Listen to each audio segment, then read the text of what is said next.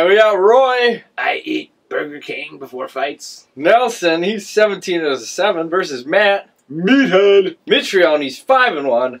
Nelson, 59% of his wins by KO, 29% by submission. Mitrione, 80% by KO.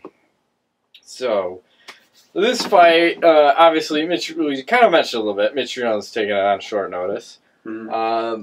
I'm kind of confused with who to pick.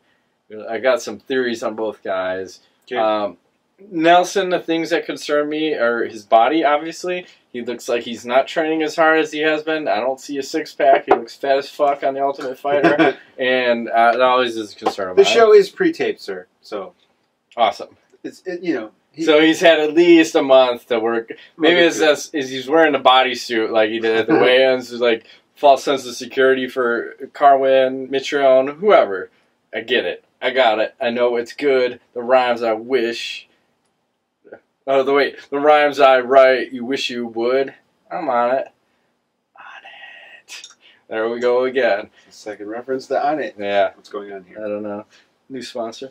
And Mitrione, my issues with him are sometimes when he's throwing his strikes, he keeps his hands very low, like at his waist. Sometimes when he's throwing his strikes, he likes to do the short tug, where he's pulling down at his shorts. I think Pat Barry taught him that one. And it's a problem when you're throwing your strikes. The question is, who can withstand longer here? Mitrione could go with the leg kick attack, like I'll throw an old school reference out, Kimbo Slice. How he chopped his leg kicks out, or chopped his legs out with leg kicks. He could do that with Roy Nelson, because I think it's useless to punch Roy Nelson in the fucking head. It doesn't do anything. You saw Junior Dos Santos blow his load for 3 rounds, punching that motherfucker in the head, and it doesn't do a goddamn thing. You're best spent going to the body or working the legs. That being said, Mitrione has to keep it on his feet, and I don't think he can, because I look at the Czech Congo fight, and if Czech Congo is able to take you down, fucking Roy Nelson will get you down, one way or another. He'll either drop you with the big right hand, or he'll wrestle fuck you somehow. And if Roy Nelson gets on top of him, I think it's all over. So I think I'm leaning towards Nelson, is what I'm trying to say. Okay. Yes, I'm going to take Roy Nelson. Is this a 5-rounder? No, I don't. Here we go again. This should be a 3-rounder, because god damn you don't want this to be a 5-rounder. I'm going to take Nelson by decision. Okay. So what say you? Well, okay. I think obviously you made the point of Nelson is just amazing chin, cannot be stopped. I think they're totally different styles. You got one guy who has an amazing ground game. You have another guy who does he even know where the ground is? You know, Mitrione, I think probably 6 feet under him. Yeah, I mean, Mitrione's very athletic.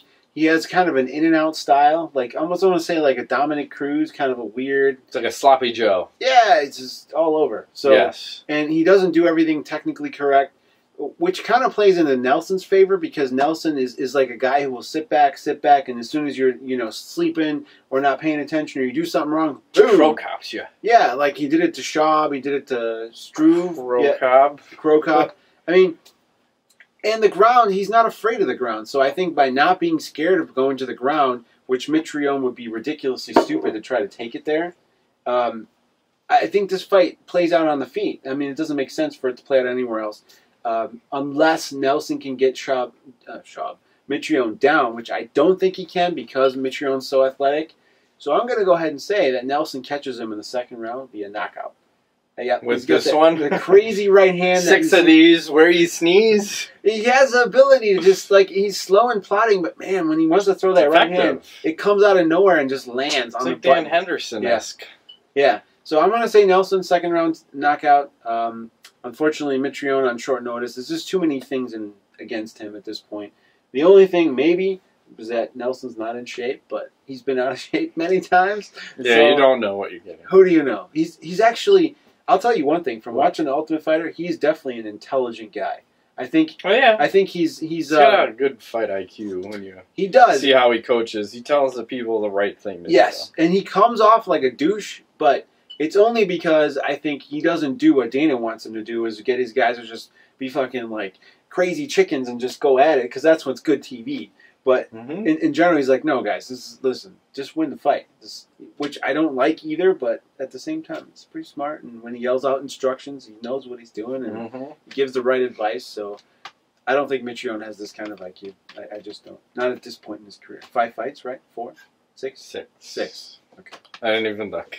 I don't even care. 5-1 versus 25 fights. It's all good. So we're both taking Elson. I think so. Awesome. And the Magic 8 Ball is going to mix it up and take Mitrione. Okay.